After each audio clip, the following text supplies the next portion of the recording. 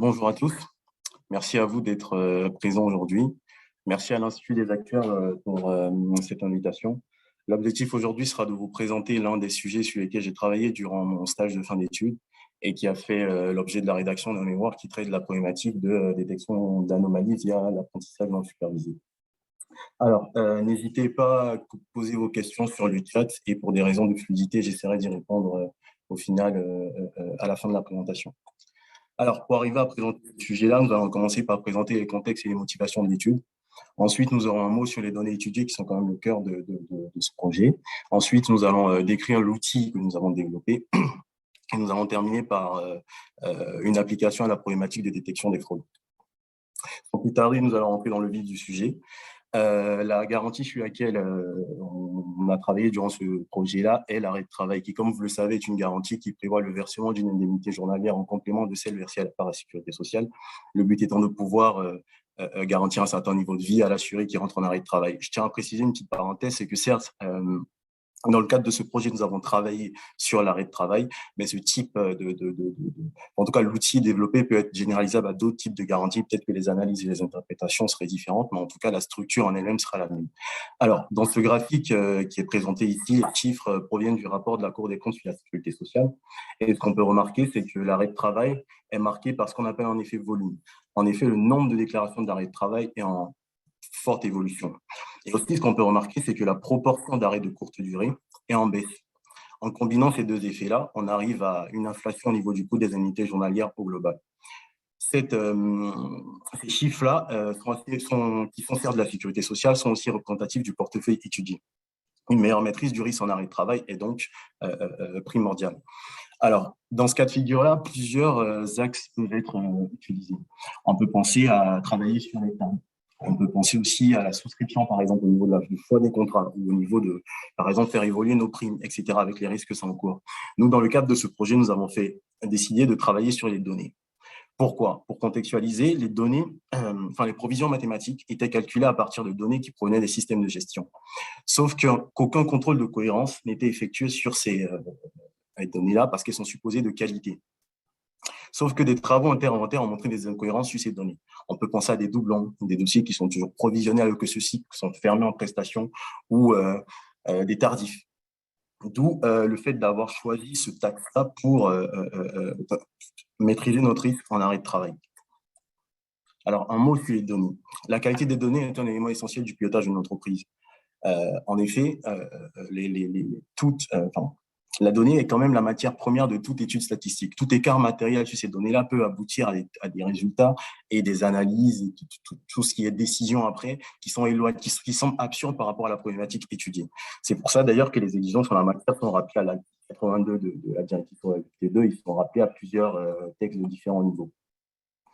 Une étude assez intéressante de la CPR menée en 2019 sur un portefeuille représentant à peu près 84% du marché de l'assurance a eu pour conclusion que la plupart les acteurs du marché assurantiel ont de réels efforts à faire sur les indicateurs, sur les données qui sont utilisées pour calculer les différents indicateurs prudentiels, entre autres les provisions techniques et les SCR. Disons que cette étude-là nous confrontant justement dans l'idée de travailler sur nos données. Le choix que nous avons fait pour améliorer la qualité de nos données dans ce projet a été de détecter de façon automatique, via l'apprentissage non supervisé, les données qui nous semblaient sortir du lot. Alors, qu'est-ce que c'est que l'apprentissage non supervisé? Il consiste à laisser l'algorithme analyser la structure de nos données et puis ensuite réaliser certaines tâches.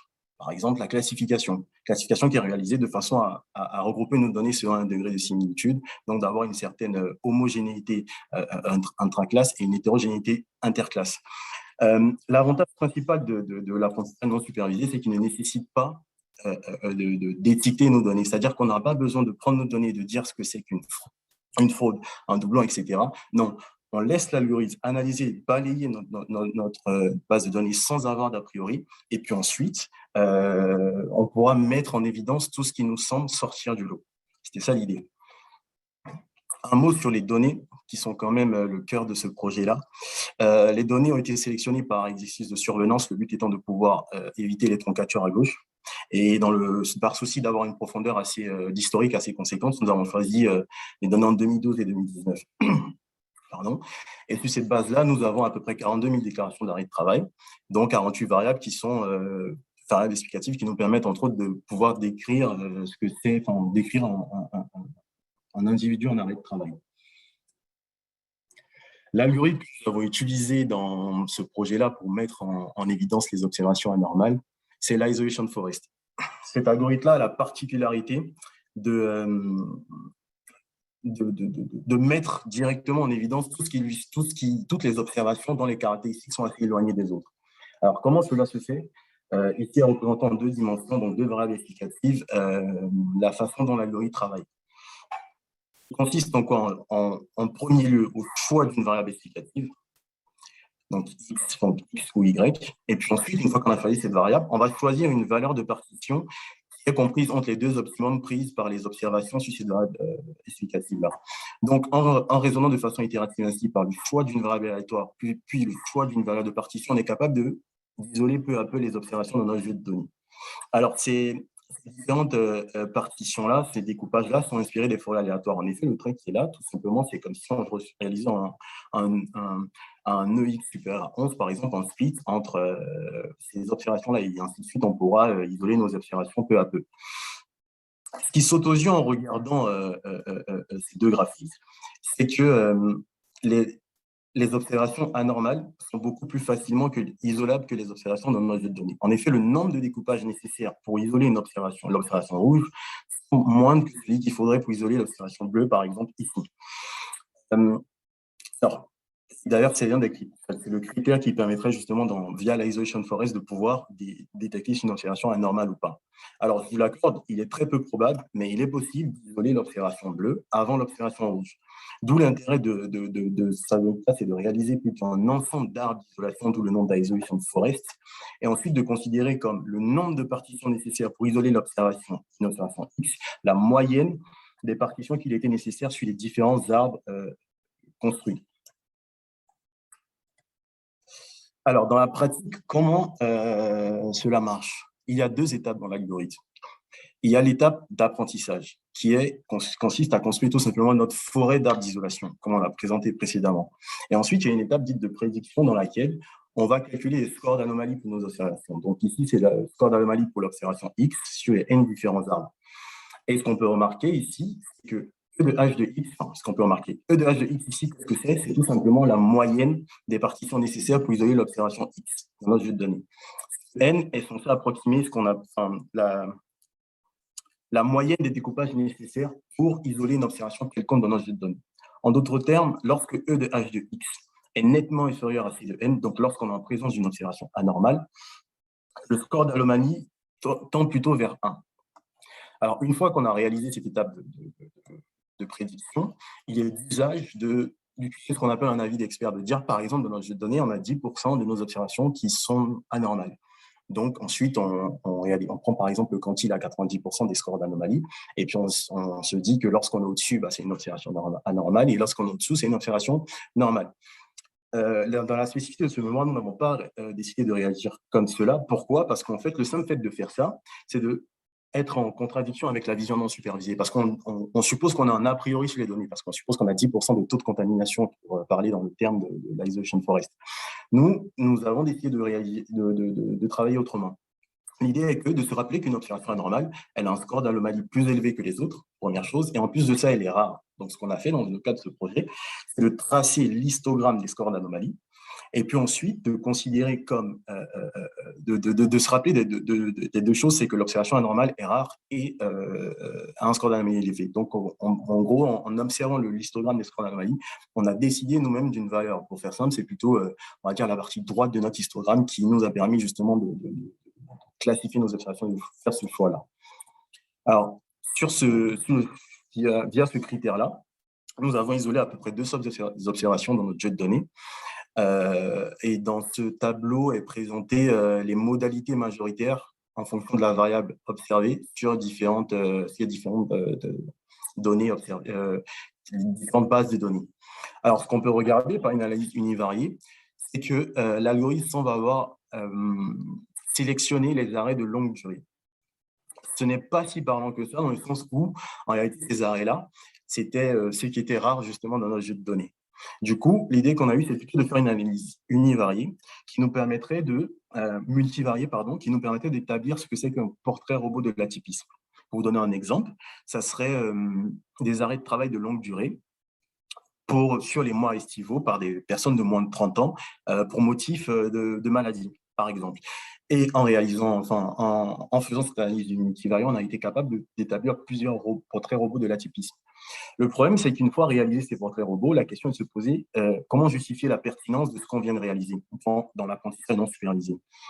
Qu'est-ce qui se cache derrière ces observations atypiques-là?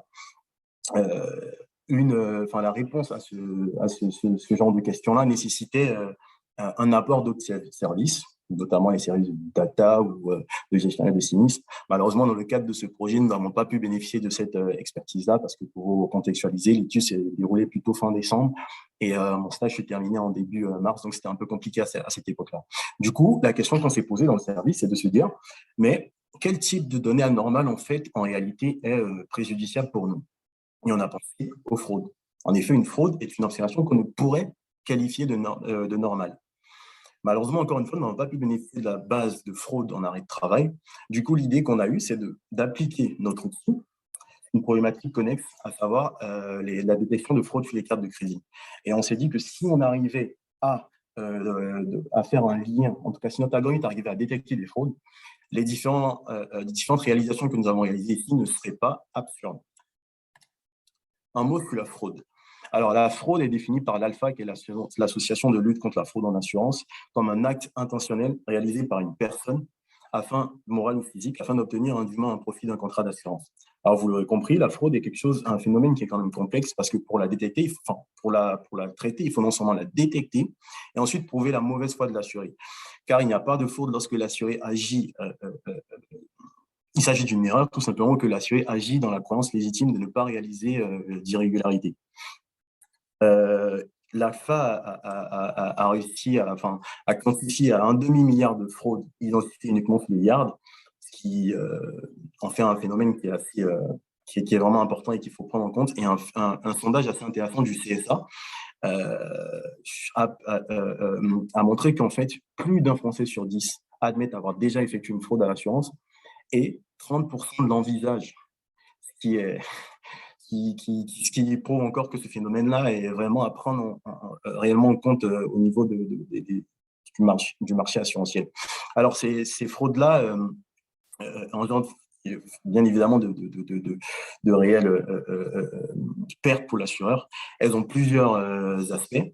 On a les fausses déclarations, donc les fraudes à la souscription. On a aussi les fraudes lors de déclarations de sinistre ou les incidents qui sont provoqués intentionnellement, tout simplement.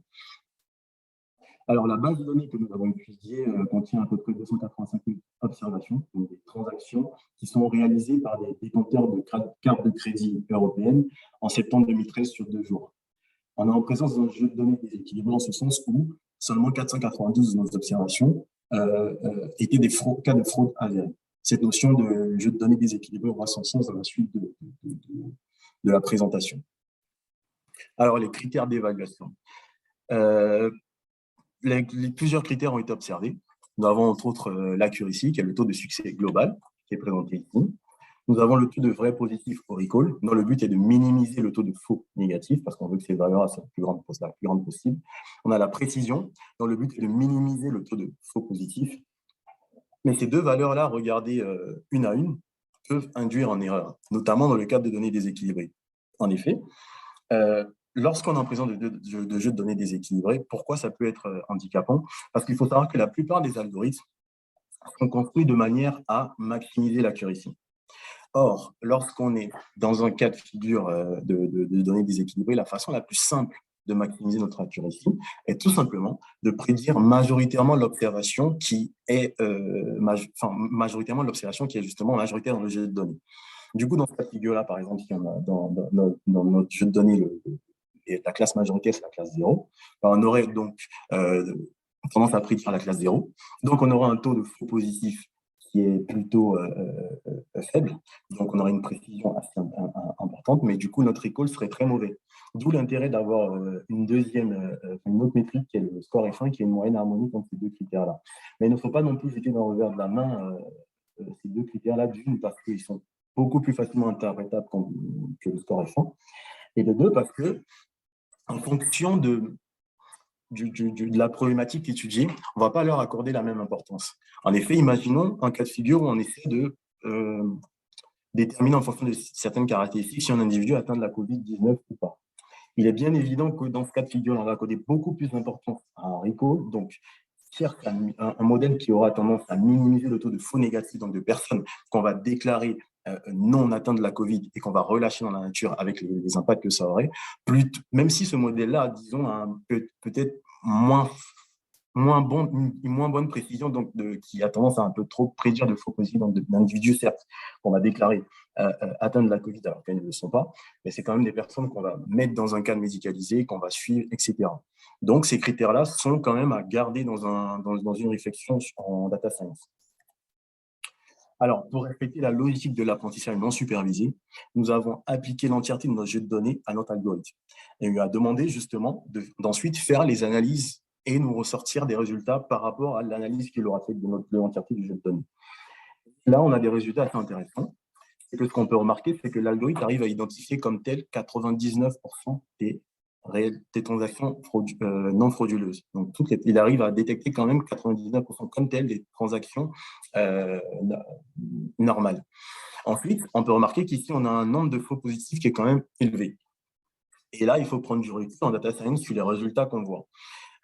Première chose, ce nombre est plutôt élevé. Une explication pourrait être assez simple, c'est que l'algorithme a été calibré de manière à détecter les anomalies.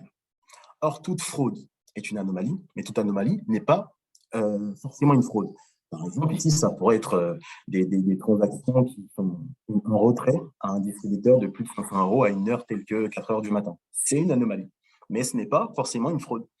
D'où le nombre assez élevé qu'on peut voir ici. Ensuite, il est important de prendre du recul sur le fait de ce qu'on appelle une fraude. Qu'est-ce que c'est qu'une fraude? Une fraude, comme on l'a vu, est une transaction dont on aura réussi à démontrer le caractère frauduleux. Mais en réalité, une observation non frauduleuse n'est rien d'autre qu'une observation dont on n'a pas réussi à démontrer le caractère frauduleux. En d'autres termes, le nombre de faux positifs qu'on peut observer ici pourrait cacher d'éventuelles fraudes, mais qu'on n'a pas réussi à trouver.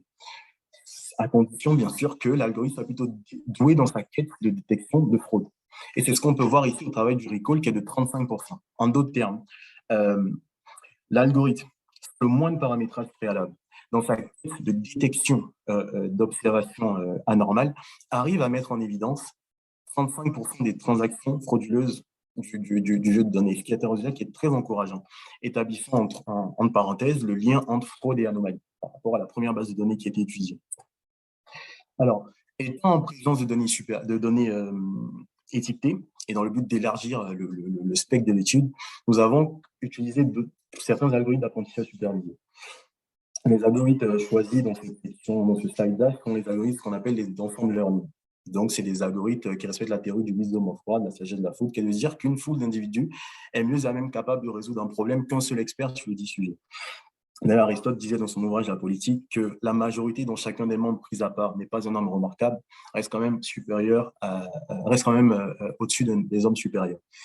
Les algorithmes utilisés sont de type bagging, entre autres le random forest, qui consiste à construire en parallèle ce qu'on appelle des strong learners, donc des modèles qui ont un biais faible mais une variance élevée, qu'on va réduire par agrégation des différentes sorties des modèles en parallèle. On a les modèles de type boosting, notamment le XGBoost qui a été utilisé, qui consiste à construire en série, cette fois-ci, des weak learners, donc des modèles qui ont une variance faible et un biais élevé qu'on va corriger, on va réduire par les corrections qui sont apportées aux algorithmes construits en série. Ensuite, on a un stacking. Un stacking, c'est tout simplement l'idée de construire plusieurs algorithmes en parallèle et de construire par-dessus un meta-learner.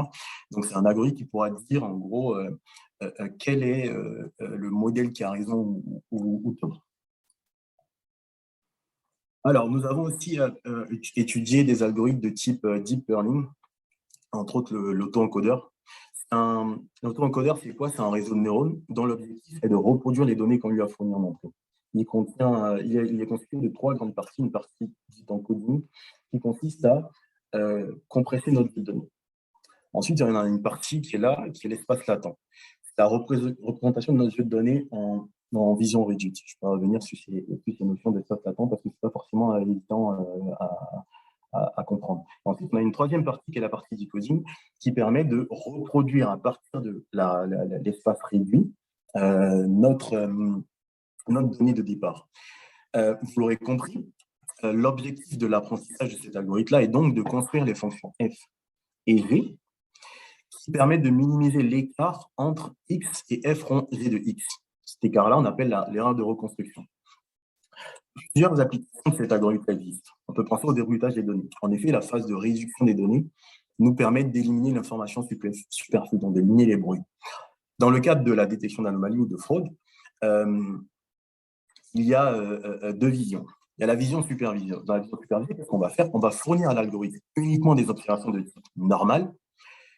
Donc, l'algorithme va prendre ce que c'est que le phénomène de normalité, donc il va construire les fonctions f et g de manière à reproduire le phénomène de normalité. Du coup, dans la phase de test, lorsqu'on va présenter à l'algorithme des observations qui sont anormales, il aura donc du mal à les reproduire. Du coup, on aurait un seuil de reconstruction qui est élevé.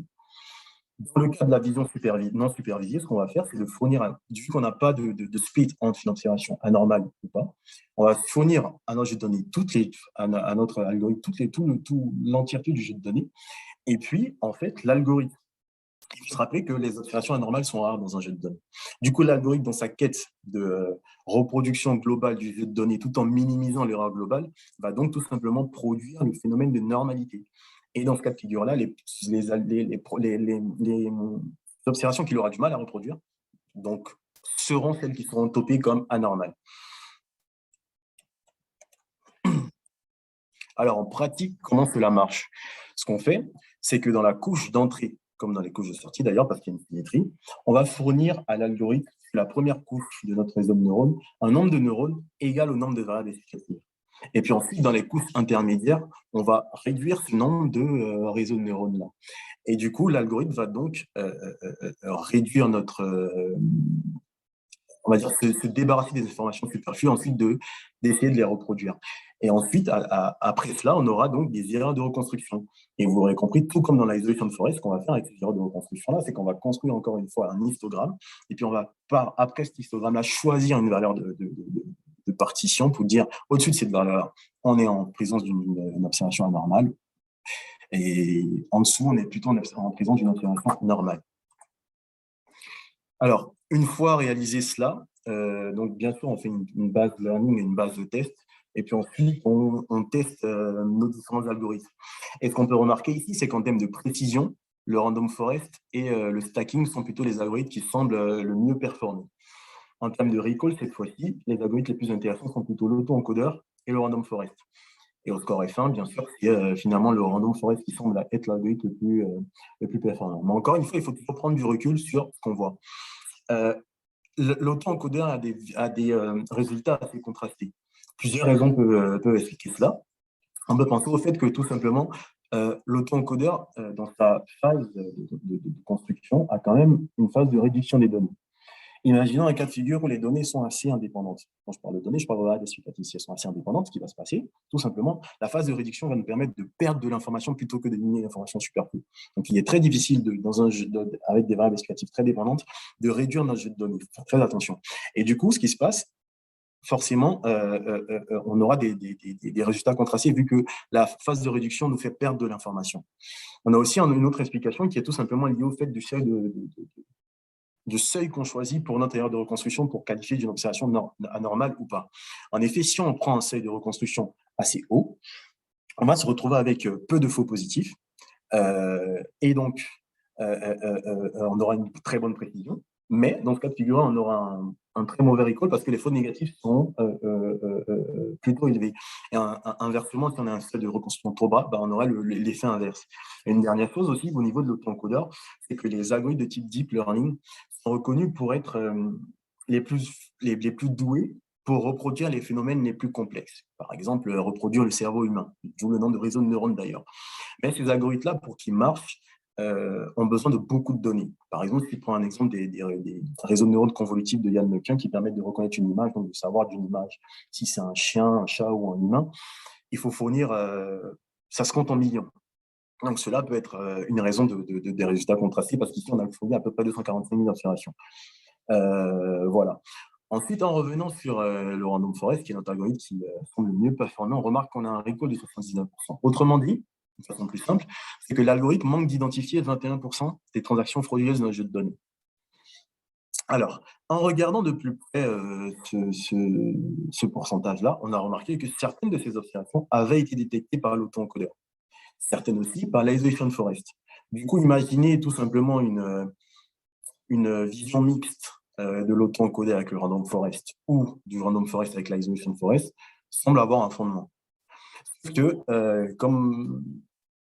pour rappel, le random forest est un algorithme utilisé en vision supervisée. L'isolation forest, c'est plutôt la vision non supervisée. L'auto-encodeur peut aussi être utilisé en vision non supervisée. Du coup, cela va à l'encontre, on va dire, de ce qui se passe en data science classique, qui est de mélanger la vision supervisée à la vision non supervisée. Donc, avant même de commencer à imaginer la mise en place de ces modèles-là, il faut déjà qu'il y ait un fondement. Et là, du coup, la question est de réfléchir, en fait, en réalité, qu'est-ce qu'on fait quand on détecte des fraudes en vision supervisée, pardon. On apprend à l'algorithme à reconnaître des fraudes des observations normales par rapport à la classification qu'on a déjà faite. En d'autres termes, on apprend à l'algorithme à reconnaître des fraudes historiques qu'on connaît déjà. Ces algorithmes-là peuvent donc s'avérer inefficaces pour détecter des nouvelles structures de fraude, tout simplement parce qu'ils ne les auront jamais appris. Or, il est tout à fait naturel de considérer que la fraude évolue quand même en fonction du temps. La façon de frauder en 1980 peut être assez différente de celle qu'on a aujourd'hui avec l'essor d'Internet, des ordinateurs, etc. Les algorithmes d'apprentissage supervisé, eux, peuvent être intéressants dans ce cas de figure-là parce que eux, pour détecter une nouvelle type de fraude, parce que eux ne supposent aucun a priori sur notre jeu de données de base. Donc, cela, en tout cas dans le cadre de la fraude, avoir une vision mixte ne semble pas non plus absurde. Encore faudrait-il trouver la façon d'arriver à mélanger ces deux visions-là, ce qui n'est pas forcément évident. Alors, la boucle itérative suivante a été en quelque sorte la boussole utilisée lors de cette partie-là. Chaque idée à implémenter afin d'en évaluer sa pertinence. En raisonnant ainsi, on est arrivé à sortir deux modèles. Le premier, c'est l'implémentation de notre algorithme random forest sur une base qu'on aura enrichie de l'information liée au score d'anomalie. Alors, qu'est-ce que j'entends par là? En data science, quand on pense à information, on pense à variable explicative. Donc, nous avons tout simplement rajouté dans notre base de données une nouvelle variable explicative qui est liée au score d'anomalie. En réalité, ce qui a été fait, c'est qu'on a pris notre score d'anomalie, on a réalisé des classes, donc on a discrétisé notre variable score d'anomalie, et puis ensuite, on l'a fourni à l'algorithme pour qu'il en sorte des résultats. Ensuite, on a un deuxième modèle qui est l'application de notre random forest sur l'espace latent de l'auto-encodeur. Alors, pourquoi cela? Comment cette idée nous est venue? C'est qu'à un moment, par curiosité, on a décidé de regarder en deux dimensions. On a utilisé une application qui s'appelle le TSNE. Ça nous permet de réduire nos jeux de données et puis voilà, de faire des projections ensuite et voir comment ça se comporte. Donc, on a regardé en deux dimensions ou en trois dimensions, peu importe, ce que notre jeu de données donnait sur la base de départ. Et ensuite, on a décidé de faire la même chose sur l'espace latent, par curiosité. Et ce qu'on a remarqué, c'est que la démarcation entre fraude et observation non frauduleuse était beaucoup plus marquée dans l'espace latent de l'auto-encodeur plutôt que dans le jeu de données de départ. En gros, on s'est dit, du coup, en fait, appliquer notre algorithme de random forest sur une base où on aura enlevé l'information superflue, où la distinction entre fraude et non-fraude est plutôt claire, ça lui permettait de mieux comprendre le phénomène et donc d'être plus performant. C'était l'idée de départ. Alors, dans les résultats ici sont présentés justement les résultats dans les tableaux, pardon, ici sont présentés les résultats de cette vision mixte. Et comparativement au random forest, qu'on peut regarder, c'est que l'algorithme de random forest plus l'auto-encodeur a une très bonne précision. Alors, on peut le lire ainsi tout simplement parce qu'on se dit que, étant donné qu'on a présenté à l'algorithme un espace beaucoup plus simplifié, il arrive à détecter plus facilement ce que c'est, en tout cas, il arrive à reproduire plus facilement, à reconnaître ce que c'est qu'une fraude des inscriptions non frauduleuses. On a quand même une précision qui baisse légèrement avec le random forest plus l'isolation forest. Et cette fois-ci, en termes de recall, on a un recall qui baisse nettement quand même au niveau du mélange entre random forest et autoencodeur. Et là, l'idée encore, c'est peut-être la même explication ici qui pourrait expliquer cela, parce que le problème, c'est quoi? C'est qu'en fait, on a un peu trop simplifié peut-être la définition entre une fraude et une non-fraude. Du coup, l'algorithme a peut-être du mal à détecter des fraudes complexes. Ce que j'entends par fraude complexe, c'est peut-être des fraudes qui se ressemblent assez, qui ont des caractéristiques qui ressemblent beaucoup aux transactions normales. Du coup, étant donné qu'on a simplifié l'information, l'algorithme a peut-être du mal à tout simplement faire la différence entre les fraudes, on va dire, complexes et les fraudes qui sont plutôt classiques, qu'il arrive à détecter facilement. Contrairement au recall ici, qui est plutôt intéressant. Donc, on manque d'identifier 21% de transactions frauduleuses à uniquement 15%. Donc, on a une vraie évolution, donc qui s'explique aussi via le score récent ici. Alors, au-delà des résultats qui sont présentés ici, l'idée ici, vraiment, dans cette section-là, c'est de se dire qu'on essaie vraiment d'ouvrir la porte, de réfléchir à un modèle qui nous permettrait d'avoir une vision supervisée dans l'objectif, c'est de mettre en évidence les observations frauduleuses historiques, et une vision non supervisée qui pourrait mettre en évidence des observations qui pourraient être des nouvelles structures de fraude qu'on ne connaît pas encore. Donc ici, ce qui nous intéressait, au-delà même des résultats, c'était de ne pas avoir de régression quand même, donc de passer par exemple dans 93 à 60%. Et dans un second temps, peut-être les faux positifs qu'on aurait sur les observations, qu'on va les chercher à voir ce qui se cache derrière, si ce n'est pas des nouvelles structures de fraude. Pour conclure, pour rappel, nous sommes partis d'une problématique de qualité des données que nous avons décidé de traiter via l'axe de détection d'anomalies. Et afin de challenger notre outil utilisé, la Notion Forest, nous avons appliqué cet outil-là sur un cas de détection des fraudes, ce qui nous a permis de faire le lien entre fraude et anomalie, entre autres. Quel est l'intérêt de ces travaux? Alors, il faut savoir que dans un processus classique de détection des fraudes, les experts en charge effectuent des tâches chronophages pour déterminer sinistre par sinistre quels sont ceux qui sont potentiellement des fraudes, donc ceux qu'on va investiguer. Imaginons un cas de figure où on a une base de données qui est assez conséquente, comme c'est l'est pour la plupart en assurance, qui se suivent très souvent des logiques liées aux coûts moyens fréquents. Donc, il y a déjà des trous dans la raquette. La réduction de ce coût-là, par exemple, de recherche de fraude, pourrait passer par l'utilisation d'un isolation forest pour mettre en évidence les potentielles structures de fraude qu'on pourrait avoir dans notre jeu de données. Et même dans le cas de figure, on a déjà un modèle qui est présent. On a vu que en ajoutant l'information liée aux anomalies, on pourrait améliorer les performances d'un tableau, entre autres. Les axes d'amélioration de cette étude pourraient passer, par exemple, par l'utilisation. Une question, on va dire, de travailler avec d'autres services, par exemple les gestionnaires de sinistres, qui pourraient, par le biais de critères déterministes, nous dire, par exemple, améliorer les axes d'étude de cette étude. On peut penser aussi qu'on pourrait challenger la isolation forest avec d'autres algorithmes de ce genre, par exemple local outlier factor, les DB-scan, les key prototypes, etc.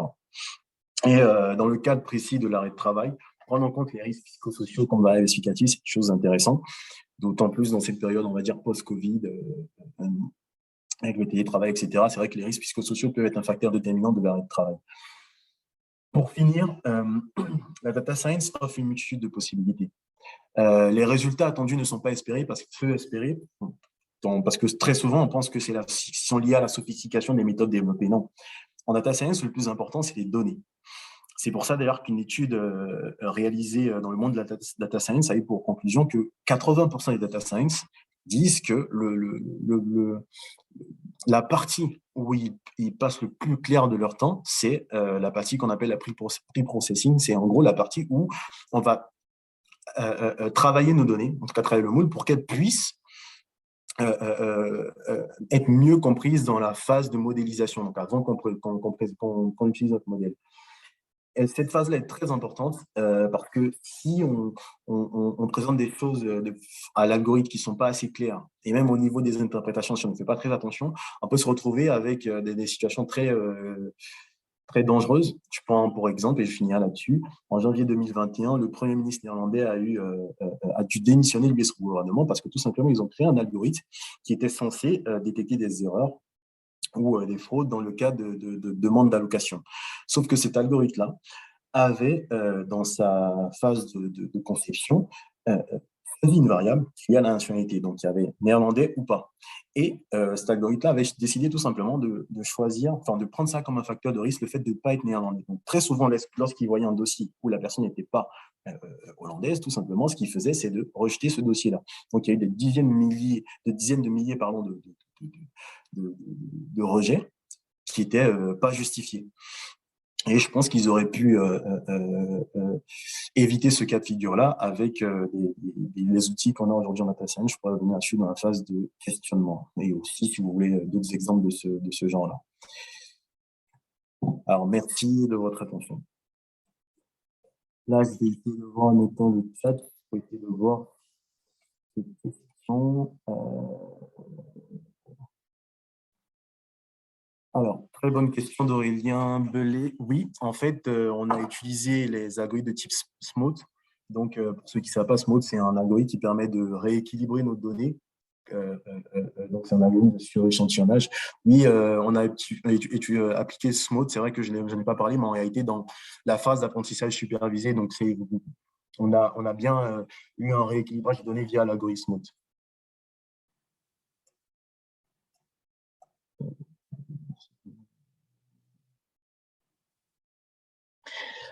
Comment le partage a été fait? Oui, en fait, le partage des données, donc je relis la question, c'est comment le partage entre les données d'apprentissage et les données de prédiction a été fait? En fait, il y a dans Python, il y a une librairie dont j'ai perdu le nom, il faudrait que je m'en souvienne, mais en fait, l'échantillonnage, le sampling qui a été fait dans Python, il y a des librairies qui permettent dans Python de garder, on va dire, la structure de nos jeux de données. C'est-à-dire, par exemple, imaginons dans nos jeux de données de base, on avait 0,15% enfin, pardon, 15% de données frauduleuses et 85% de données non frauduleuses. Là, en fait, l'échantillonnage qui a été fait a respecté cette même logique-là. Et cela est fait tout simplement grâce à une librairie de Python qui permet de garder le même nombre de classes, en tout cas la même distinction de classes, composition des classes entre l'apprentissage, la base de learning et la base de test. Je pourrais revenir là-dessus si vous le voulez, mais il faudra que je revoie dans mon code. Mais sinon, il y a bien une librairie qui fait cela dans Python pour garder la logique des classes. Je vois des questions. J'espère avoir répondu à vos questions. N'hésitez pas à revenir revenir vers moi si ce n'est pas le cas.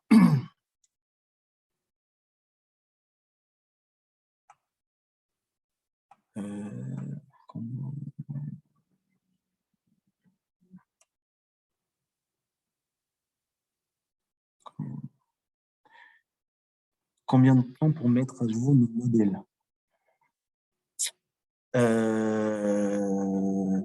C'est une question qui est un peu globale. Tout va dépendre de. Bon, je ne sais pas si j'ai bien compris. La question, si je comprends bien, c'est de dire voilà, notre modèle est fait. Combien de temps il faudrait pour réétudier notre modèle? Tout simplement, ça dépendra en mon sens, de la souscription. Par exemple, imaginons que dans le projet qu'on faisait, on avait, je ne sais pas, une certaine structure de nos jeux de données. Donc, voilà, on avait, je sais pas, un âge moyen de 82 ans, une population, une bonne proportion, par exemple, si on regarde les catégories socio-professionnelles, on avait des CSP, voilà, 10% du cadre, etc., etc. Donc, une fois bien sûr, après la souscription, on aura notre structure de nos jeux de données qui va changer. Une fois qu'on change notre structure de données, en tout cas, c'est ce que je pense, que lorsque la structure de notre jeu de données population observée est différente, qu'elle évolue, il faudrait mettre à jour à ce moment-là ce modèle.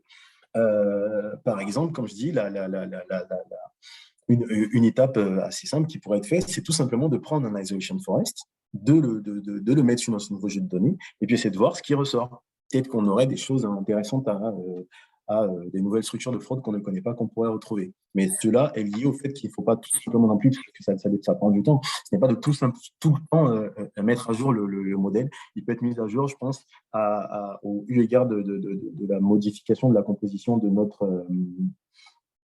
notre population.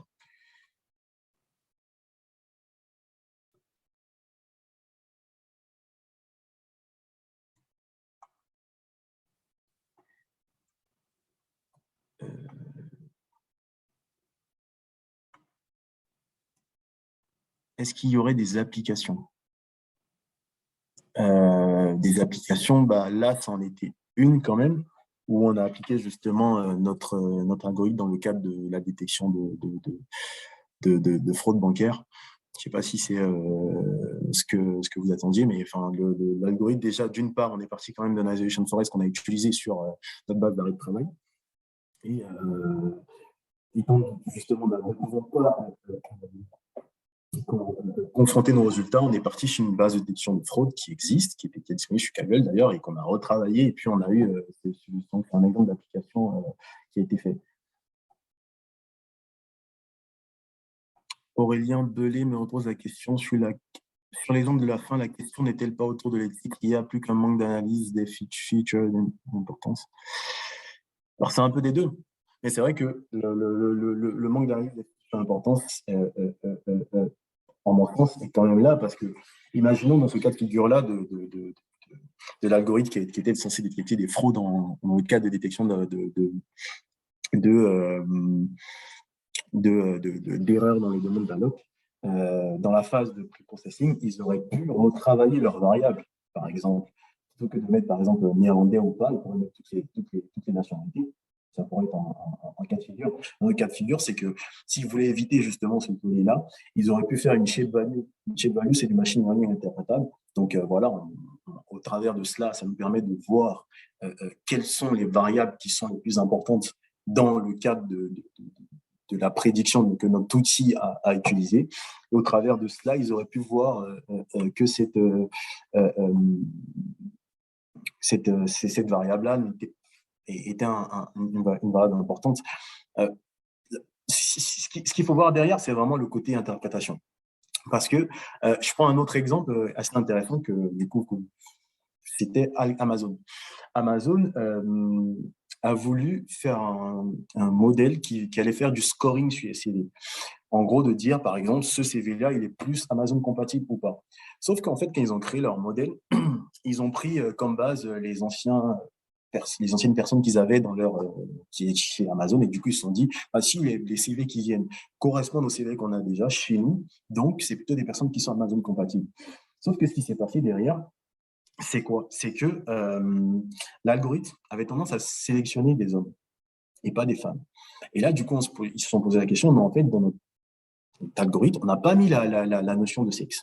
On n'a pas mis que ce soit un homme ou une femme, mais pourquoi on rejette, enfin, on prend que des hommes. Et après, ils en se sont rendus compte qu'en fait, on rejetait les CV avec, avec des prénoms féminins. Ils ne comprenaient pas. Du coup, après, ils se sont posés, la solution, c'est quoi? C'est qu'en fait, de base, Amazon, quand Amazon a été créé en tout cas, il y avait peu de femmes dans la tech. Donc, dans la tech, donc du coup, ce qui se passait, c'est qu'il y avait beaucoup plus d'hommes. Du coup, en fait, malgré ça, donc c'était tout simplement, ils se disaient, bah, en fait, c'est logique qu'on sélectionne les hommes. Après, ils se sont posé la question, mais en fait, ça ne résout toujours pas le problème parce qu'on n'avait pas de variable sexe. Et en fait, ce qu'ils se sont rendus compte en faisant du futur important, justement, c'est de se dire, mais en fait, notre variable, enfin, notre algorithme, on va sélectionner une variable obese, donc les passe-temps, comme variable importante. Et indirectement, ils se sont rendus compte qu'en fait, les hobbies, donc les passe-temps, étaient en fait indirectement sexués parce que du coup, les passe-temps des hommes étaient différents de celui des femmes.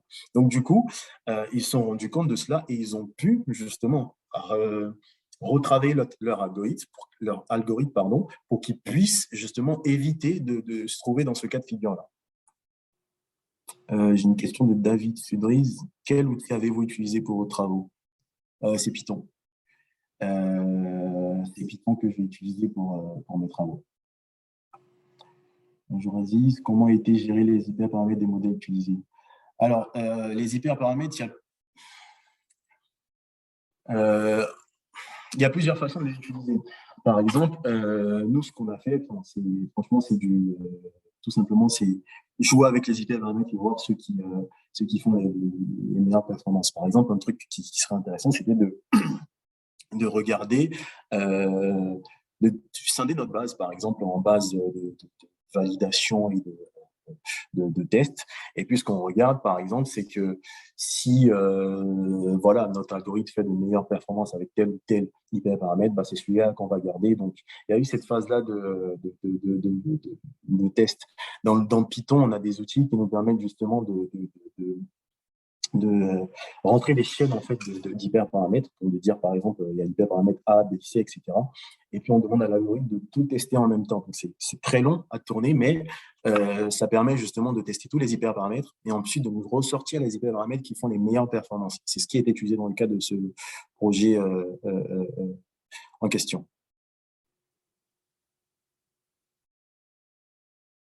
Marion Didou, merci pour ces présentations. Je n'ai pas bien compris si les différents algorithmes ont été testés sur la base de données des fraudes de cartes de crédit ou sur la base de... Alors, il y a eu deux parties dans ce projet. Il y a une première partie où on a utilisé plutôt l'isolation forest sur la base d'arrêt de travail, donc pour mettre en évidence les observations d'arrêt de travail. On n'a pas pu utiliser les algorithmes, deuxième partie des algorithmes dans la phase d'arrêt de travail, tout simplement parce qu'en fait, la deuxième partie, les algorithmes qui ont été utilisés, donc, notamment en vision supervisée, c'est des algorithmes en fait où la vision supervisée, elle présuppose d'avoir un a priori sur les données, donc de savoir ce que c'est qu'une observation anormale ou une fraude. Du coup, on ne peut pas appliquer un random forest, par exemple, sur la base d'arrêt de travail, tout simplement parce qu'il faudrait qu'on apprenne au random forest à reconnaître une observation normale. Et il faudrait aussi qu'on lui apprenne à reconnaître une observation anormale ou une fraude pour qu'on puisse, ensuite, il puisse, dans sa phase de test, dire celle-là, par rapport à l'apprentissage que j'ai fait en première étape, je sais que c'est une fraude. Celle-là, par rapport à l'apprentissage que j'ai fait, je sais que c'est une observation anormale. Il ne peut pas le faire si on ne lui montre pas tout simplement. Donc, c'est plutôt sur la base de crédit, parce que sur cette dernière-là, on avait ce que c'est qu'une fraude. Quel temps pour traiter les données dans votre exemple?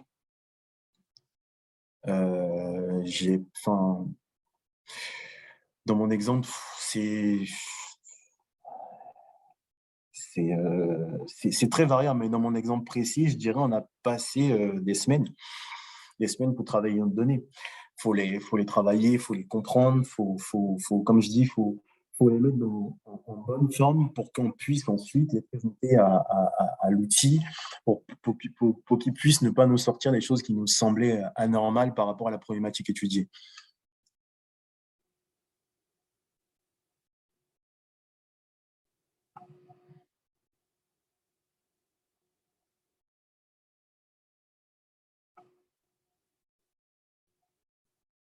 Euh,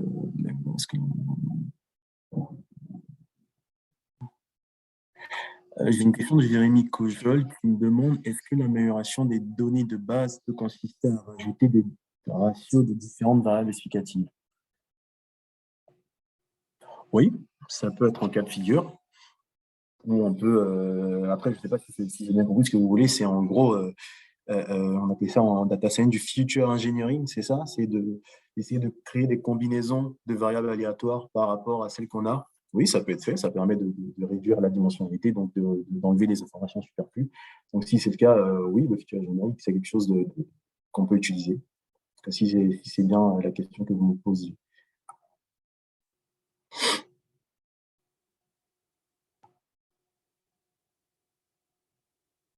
Bonjour, merci pour la présentation. Qu'en est-il du biais potentiel découlant des spécificités des bases fraude et arrêt de travail? Alors oui, je suis tout à fait d'accord. La façon dont on va aborder une fraude sur les cartes de crédit n'est pas forcément celle qu'il faut sur une base d'arrêt de travail. C'est un cas de figure. On était confronté à cela, mais malheureusement, on n'avait pas de fraude en arrêt de travail, ou en tout cas de base sur cette fraude-là. Donc, on n'aurait pas pu on ne pouvait pas aller plus loin. Dans ce cas de figure-là, on ne savait pas quoi faire. Donc ça, c'est justement, j'en parlais dans mes axes d'amélioration, c'est quelque chose qu'il faudrait, qui demandait un travail supplémentaire avec des services qui s'y connaissent bien et nous montrer justement ce que c'est qu'une base d'arrêt de fraude d'arrêt de travail, d'appliquer notre algorithme et puis ensuite faire des réflexions là-dessus. Alors, Benoît qui me demande dans la vie de tous les jours par des assureurs. Si je me rappelle bien, c'était quel est un exemple, enfin, je crois que vous m'aviez posé la question par rapport à un exemple, des applications de cet algorithme-là. Ben oui, c'est par exemple en arrêt de travail pour un assureur, des fraudes en arrêt de travail, cet algorithme-là pourrait être applicable, ou dans le cadre de fraude sur en yard, par exemple, pour imaginer les fraudes sur les véhicules, etc., les fausses déclarations. Donc, ça pourrait être applicable, tout simplement. Marion Didot qui me dit « Merci, vous y avez répondu directement. » Ok, merci.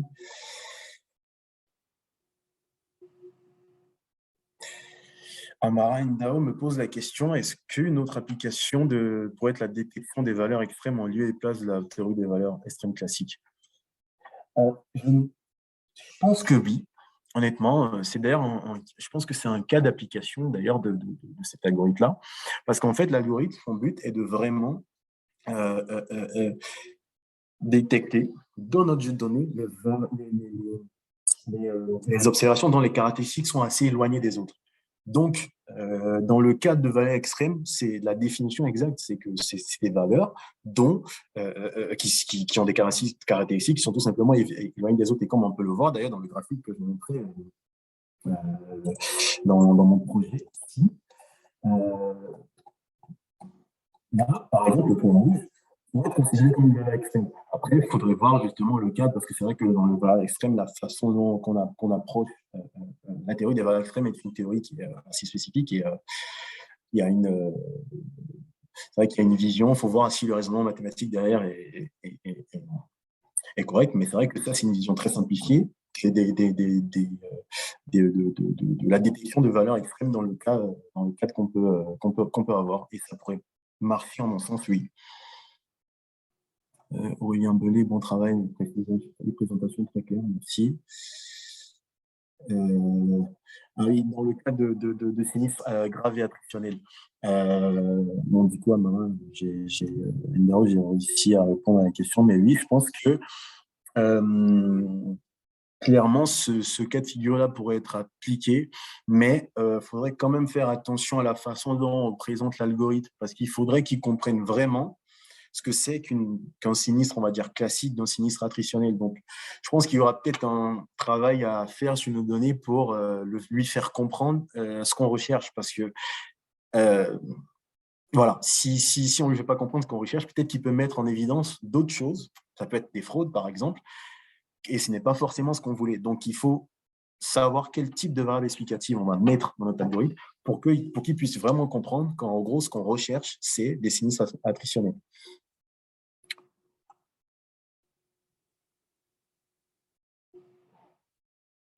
J'ai une question de Boris Dylan qui me demande est-il possible d'inclure des a priori métiers sur ce qui est?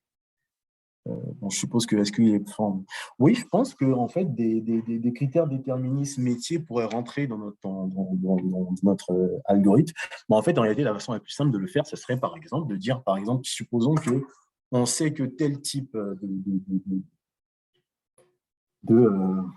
sinistre, par exemple, si on a une personne qui habite dans tel département, qui a 3 enfants, qui a ceci, etc., si cette personne-là se déclare en arrêt de travail, ça peut être suspicion. On peut faire ça, mais la façon la plus simple, c'est tout simplement de produire dans notre base de données, c'est de fournir à l'algorithme, on va dire, majeur, parce que, étant donné que l'Isolation Forest agit sans a priori, on peut tout simplement lui fournir tout ce qui nous semble anormal, donc d'établir nos critères métiers, donc de faire des filtres sur notre base de données, et puis ensuite, sur cette base de données filtrée, fournir à l'algorithme pour qu'il nous sorte qu'est-ce qui est réellement, selon lui, qui pourrait nous surprendre. Mais c'est vrai que les critères métiers déterministes pourraient aiguiller notre étude, notamment dans le choix des variables. Parce qu'on pourrait, au travers de ces critères déterministes dont vous parlez, critères métiers, on pourrait justement rajouter de nouvelles variables qui vont obliger, et puis enlever certaines, parce qu'il y en a peut-être certaines qui sont superflues, et ensuite montrer à l'algorithme, on va dire via ces critères métiers-là, ce qui devra aller, ça rejoint un peu la question d'Amara Ndao par rapport au sinistre attritionnel, c'est qu'en fait, via les critères déterministes, on est capable de mettre les variables explicatives importantes pour que l'algorithme puisse mieux comprendre ce qu'on essaie de lui demander de chercher.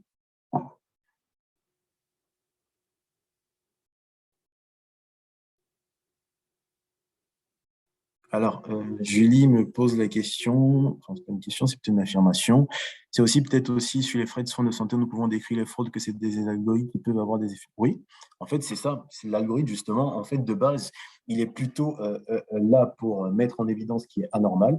Mais, donc, justement, dans le cas de frais de soins de santé, ça pourrait être applicable. C'est ce que je disais dès le départ, en fait, c'est que certes, on a appliqué ça dans un premier temps sur l'arrêt de travail, mais quand on l'a vu dans un second temps, on a appliqué sur une problématique de détection de fraude de carte de crédit. Donc, c'est vrai que c'est un exemple applicable clair. Ça pourrait être dans le cadre des frais de soins de santé. Merci, Julie, pour cette précision.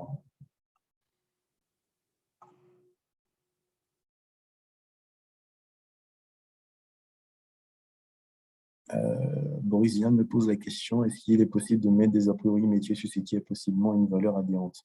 Oui, oui, ça dépend comment on l'inclut dans le métier, dans la vraie description. En réalité, on peut tout faire sur notre base de données. On a la possibilité de le faire. Et c'est vraiment nous de faire le nécessaire pour faire comprendre à l'algorithme ce qu'on veut, parce que l'algorithme peut faire tout. Et comme j'en ai parlé tout à l'heure par rapport à l'exemple d'Amazon ou l'exemple de fraude enfin, détection de fraude sur les demandes d'allocation, en réalité, une fois qu'on fournit à l'algorithme les choses, lui, il fait ce qu'il en pensait, à nous derrière de faire les explications nécessaires pour qu'il puisse lui fournir, en tout cas dans la phase de pre-processing, justement, euh, euh, euh, ce dont il a besoin pour qu'il puisse mieux comprendre nos jeux de données. Et même si on ne fournit pas ce qu'il y a de plus nécessaire, il faudrait quand même que dans les interprétations, on arrive à prendre du recul sur ce qui sort pour mieux expliquer des phénomènes étudiés. Je pense qu'on va faire toutes les questions. J'espère ne pas en avoir sauté. Je me rebalaye, mais je pense que merci beaucoup de cette présentation. Merci Marie et Benoît. J'espère avoir répondu à vos questions. On va rebalayer les autres questions. Merci Julie. Je pense qu'il n'y aura plus de questions. Merci à vous encore une fois d'avoir assisté à cette présentation. Et merci pour le côté interactif. C'est vrai qu'on a eu quand même pas mal de questions. Ça a permis de rendre les choses intéressantes. J'espère avoir répondu à vos questions. Et si vous avez des questions, n'hésitez pas. C'est avec un plaisir que je pourrai y répondre. Merci. Merci pour vos encouragements. Je pense qu'on va s'arrêter là. Voilà. Merci à vous.